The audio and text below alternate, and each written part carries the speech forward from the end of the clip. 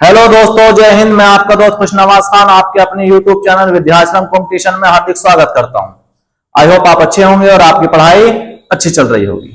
जैसे कि आपको पता है कि हमने हिंदी की सीरीज को शुरू किया है और हिंदी में आप लोगों को पता है भैया कि हम वर्णमाला को पढ़ रहे हैं।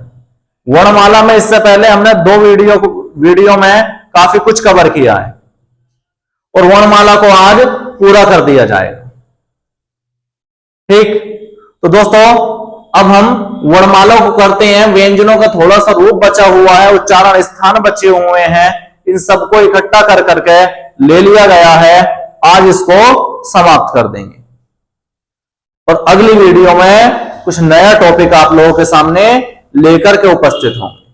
तो देखते हैं दोस्तों, आइएगा तो देखते हैं वर्ण एवं उनके उच्चारण स्थान, यानी वर्णों के उच्चारण स्थान, यानी कौन सा वर्ण कहां से बोला जाता है। जैसे कि आप लोग जानते हैं कंठ यानी गले से, मूर्धा यानी दांतों के ऊपर वाला जो मसूड़ा होता है अंदर की तरफ, तालु यानी जीभ के ऊपर वाला भाग।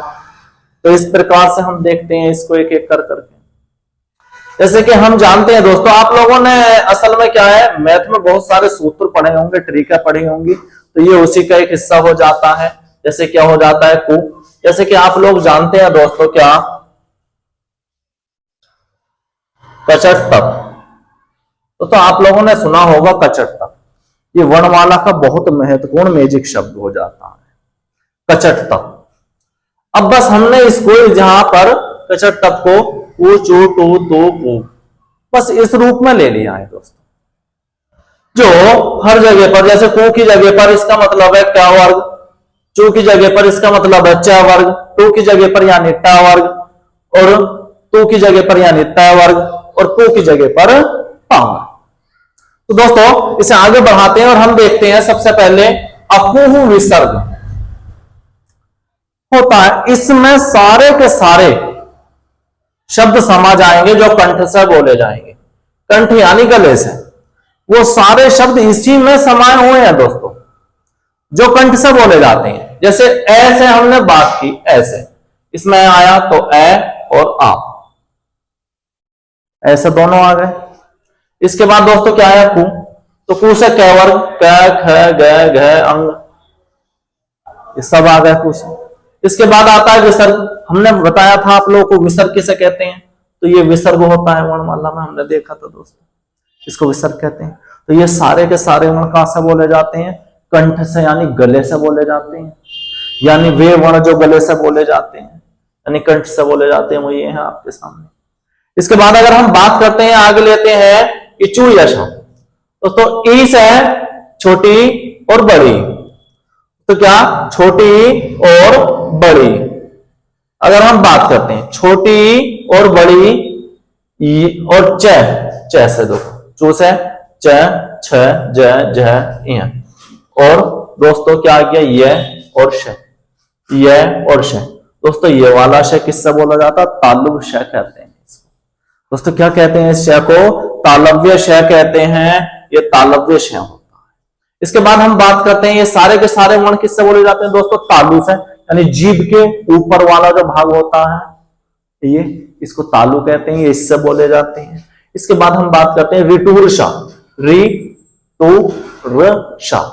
तो दोस्तों ये किससे बोले जाएंगे, सारे के सारे मूर्धा से, यानी तालु के आगे ऊपर वाले दांतों का मसूड़ा अंदर की तरफ से, यानी जिनको बोलते समय हमारे उसमें यानी मूर्धा में हमारी जीभ लगती हो, टन टन करके देखो, री री ऊपर वाले मसूड़े में जाकर के जीभ लग रही है, ट ठ ड ढ न र और श। तो दोस्तों ये सारे के सारे किससे बोले जाते हैं, मूर्धा से बोले जाते हैं। आगे हम बात करते हैं तो तू ले सा, तुलसा, तो तू से ता वर्ग, ता था दा धा ना। इसके बाद दोस्तों ले और से, ले और से, तो दोस्तों से किससे बोला जाता है, दंत से होता है, सड़क वाला से दंत से होता है, पेटचराशय वाला से मूर्धन्य श होता है, और शलजम वाला श दोस्तों तालुव्य श होता है। ठीक, ध्यान रखिएगा। हम कह देते हैं छोटा सा बड़ा सा, ये समझ में नहीं आता है, छोटा सा बड़ा सा। ठीक, इनको ऐसे ध्यान में रखिएगा, तालु श, मूर्धन्य श और दंत श। इसके बाद दोस्तों हम बात करते हैं, यानी ये दांतों से बोले जाते, यानी जिनको बोलते समय हमारी जीभ सीधी दांतों में लगती है, ऊपर वाले दांतों में लगती है। ठीक है, त थ द ध न। ठीक, आगे देखते हैं उपनाम। उपनाम, नाम को इसको साइलेंट कर दें, भूल जाएं। आप लोगों ने बहुत सारा अंग्रेजी पढ़ी होगी तो बहुत सारे वर्ड साइलेंट में पढ़े होंगे। ठीक है, तो इसको भी साइलेंट कर दें। जैसे नाव पढ़ते हो, नाव, नाव ऐसे नहीं होता, कैसे होता है, तो कुछ साइलेंट चीजें होती हैं, उनको देखिएगा। तो हम बात करते हैं उपनाम। ऊ से छोटा ऊ, बड़ा ऊ। उप से पू से यानी पैवर्ग, प फ ब भ म। तो दोस्तों ये सबके सब वर्ण किससे बोले जाते हैं? ओष्ठ से, होठों से। ऊ, प फ ब भ म, होठों से। ठीक, आगे हम बात करते हैं, ये तो हमने पिछली क्लास में भी देखा था, बस इनको छोड़ करके कुछ, लेकिन हमने पंचवाक्षर जो हमारे वर्गीय व्यंजन थे उनको देखा था। तो आगे हम देखते हैं इसी को, तो हम बात करते हैं कंठ और तालु, यानी कंठ और तालु से मिलकर के कौन से वर्ण बोले जाते हैं दोस्तों? कंठ और तालु। जैसे हम कहते हैं छोटा है और बड़ा है, जैसे आपको पिछली क्लास में बताया गया था दोस्तों, क्या छोटा है बड़ा है।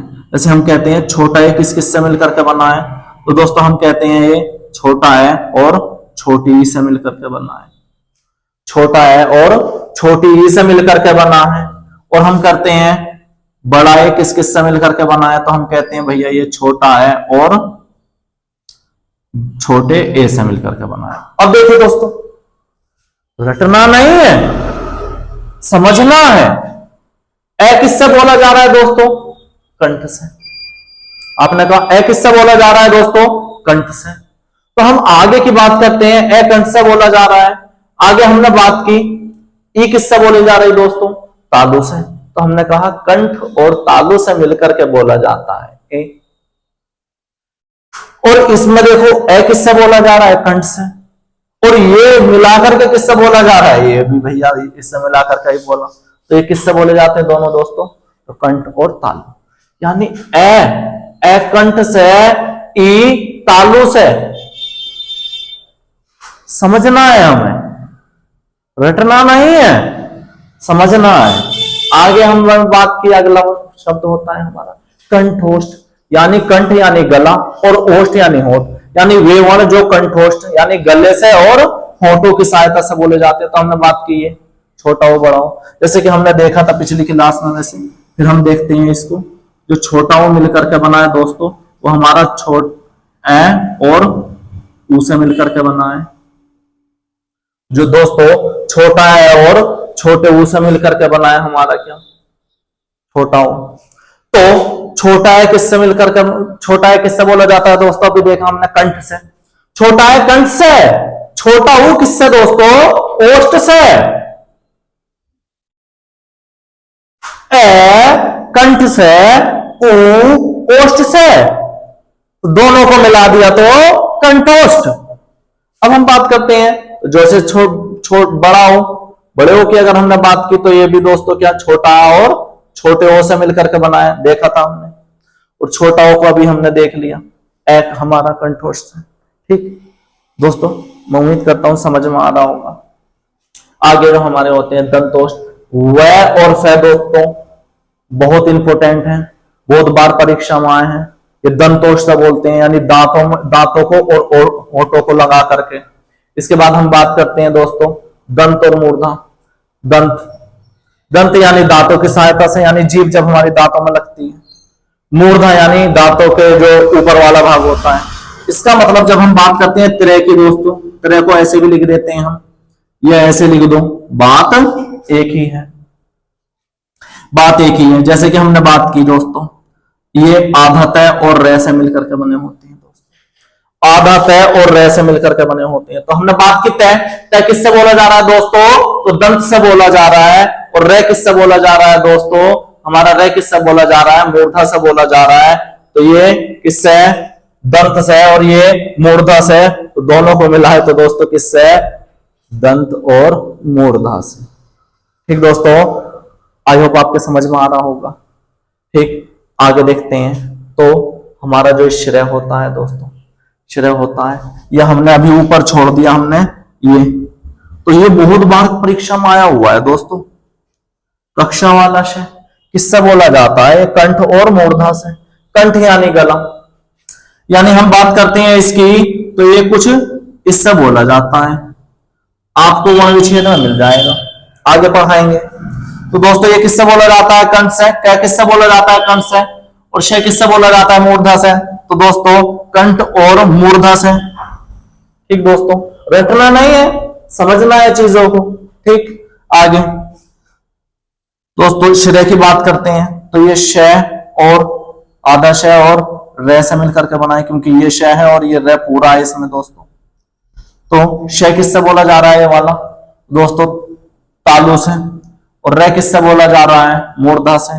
तो ये तालु मूर्धा हो गया दोस्तों। रटना नहीं है, चीजों को समझना है, समझना है। इसकी बात करते हैं तो हम, ये किससे बोला जाता है दोस्तों? तो आधा जय और ए से। तो दोस्तों जय किससे बोला जा रहा है हमारा? किससे? तालु से। और ये किससे बोला जाता है? नासिकीय वर्ण है दोस्तों। सारे के सारे पंचमाक्षर नासिक से बोले जाते हैं। इनको पंचमाक्षर भी कहते हैं, नासिकीय वर्ण भी कहते हैं दोस्तों। ठीक, इसके बाद इसकी बात करते हैं। ये नासिक से बोला जाता है दोस्तों। इससे नासिक से नाक की सहायता से बोला जाता है। आई होप, उम्मीद करता हूं आपके बहुत अच्छे से समझ में आया होगा। तो पूरी उम्मीद करता हूं बहुत अच्छे से समझ में आया होगा। और जो कुछ समझ में नहीं आए दोस्तों, तो कमेंट बॉक्स में टाइप कर करके बता देना। ठीक, आपको जवाब अगली वीडियो में दे दिया जाएगा। ठीक, आगे देखते हैं हम। तो दोस्तों हिंदी में कुछ अमानक वर्ण है। कैसे वर्ण? अमानक। अमानक वर्ण है। अमानक वर्ण का मतलब आज नहीं मान रहे, पहले मानते थे इनको। पुरानी हिंदी में मानते थे इसको, आज नई हिंदी में नहीं मानते हैं। मानक का मतलब है आज हम मान रहे हैं, आज मान रहे हैं। मानक का मतलब आज मान रहे हैं, अमानक यानी ना मान रहे। ए का मतलब मना करना होता है। जैसे ख पहले ऐसे बनता था दोस्तों, आज के टाइम में ऐसे बनता है। कोई ऐसे कह लिखता है तो उसको गलत मान लिया जाता है दोस्तों, लेकिन गलत नहीं है, पहले प्रयोग में होता था, अब नहीं। अब जो है इस तरीके से प्रयोग होता है, पहले ऐसे प्रयोग होता था। असल में गलत नहीं है, लेकिन ये पुरानी हिंदी का हिस्सा है, अमानक है, अब नहीं मान रहे इसको। आगे हम बात करते हैं गणित वाला। पहले दोस्तों ऐसे लिखा जाता था, आज ऐसे लिखा जा रहा है दोनों सही, लेकिन ये पुरानी हिंदी का हिस्सा है दोस्तों, प्राचीन हिंदी का हिस्सा है। ले आज ऐसे लिखते हैं, पहले ऐसे लिखते थे। आज ऐसे लिखते हैं, पहले ऐसे लिखते थे दोस्तों। तो ये हमारे कुल मिलाकर के 5 अमानक वर्ण होते हैं दोस्तों। हमारे कितने वर्ण होते हैं? 5 अमानक वर्ण होते हैं जो हमने देख लिए। इनके सभी शब्दों के लगभग उच्चारण स्थान देख लिए। आई होप आपके समझ में आया होगा। उम्मीद करता हूं जो समझ में नहीं आया हो कमेंट बॉक्स में टाइप कर देना, और आप लोगों का जवाब अगली वीडियो में मिल जाएगा। लेकिन मैं उम्मीद करता हूं आपके समझ में सभी आया हो।